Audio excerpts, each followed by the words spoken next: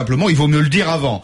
Alors vous dites que le système libéral va droit dans le mur. Mais moi j'ai envie de vous dire, Arlan, avec 56% du PIB en dépenses publiques, on en est quand même loin du libéralisme. Écoutez, moi, déjà, je tiens à vous saluer tous. Bonjour Pascal. Je tiens tout d'abord à vous dire que nous n'en sommes, on n'en est pas vraiment loin du libéralisme, dans la mesure où, si vous voulez, Monsieur Macron incarne une vision économique unilatérale. On se rend compte à l'échelle nationale que le débat économique est un débat qui s'inscrit dans une logique économique qui regroupe la plupart des économistes. Mais on n'entend pas parler, par exemple, d'économistes comme comme Monsieur Frédéric Lordon, par exemple, ou des sociologues comme Monsieur Bachet. Vous trouvez ? Si vous voulez, oui, la sphère médiatique, pour moi, met en avant et donne une plus grande voix aux économistes libéraux. Et si vous voulez, tout le monde s'inscrit dans cette même logique. C'est-à-dire qu'il n'y a plus de débat dans la mesure où on est forcé de jouer un jeu qui est forcément libéral. Attendez, Arslan, je vais juste vous demander votre avis sur un point. Bon, c'est un Français qui a obtenu le prix Nobel d'économie. On est en train de découvrir ses travaux. On a un prix Nobel d'économie qui nous dit, en substance, quand on regarde ses travaux, la France est le pays des champions, des grandes entreprises, et il faut accompagner la présence des grandes entreprises sur les marchés parce que ça crée des problèmes en termes de concurrence. Le monopole adore la rente, de façon générale. C'est pas bon pour les consommateurs. Il nous dit une deuxième chose.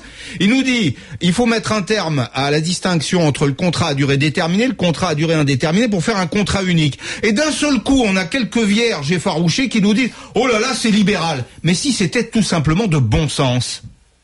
Non mais alors dans ce cas-là, la question que je peux me permettre de vous poser, c'est-à-dire d'avoir essayer d'avoir une démarche objective. Bon, oui, c'est compliqué dans ce domaine. Non, il faut savoir par qui est reconnu cet économiste. Quelle est la tendance influente du monde économique, de l'économie mondiale. Et dans ce cas-là, vous saurez qui reconnaît ses pairs. De quelle façon il faut être reconnu par ses pairs. Il faut forcément, si vous voulez, obéir à une logique qui est la logique néolibérale. Après, bon, moi, je suis heureux que des économistes français puissent être reconnus et récompensés, bien sûr, reconnus à l'échelle mondiale, et je le salue.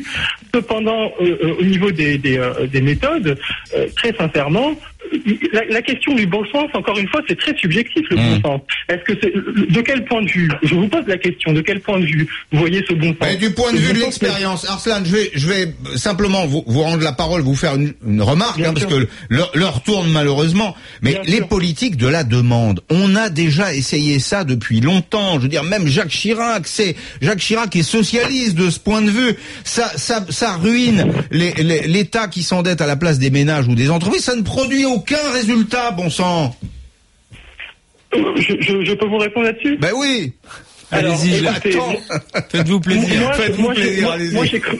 De par mes travaux, par exemple, j'ai travaillé par exemple plus d'1 an sur la restructuration du milieu hospitalier et sur les méfaits donc du libéralisme et de la T2A sur l'hôpital. Moi, ce que j'ai pu comprendre à l'échelle sur 30 ans, sur ces 30 dernières années, c'est qu'il y a eu une véritable libéralisation de la société française et de l'économie française et des institutions publiques, dans la mesure où on a mis en concurrence des entités privées avec des entités publiques. Mais c'est de la concurrence, ça, c'est pas du libéralisme, pardon.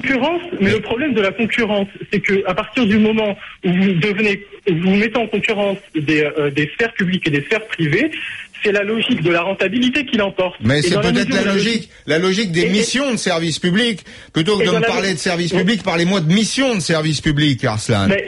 Oui, mais le souci, c'est que la volonté de rentabilité s'oppose très souvent à l'intérêt général. Bon, je comprends votre point de vue, je le partage pas du tout, Arslan. Moi, je considère que c'est de l'argent des Français dont on parle.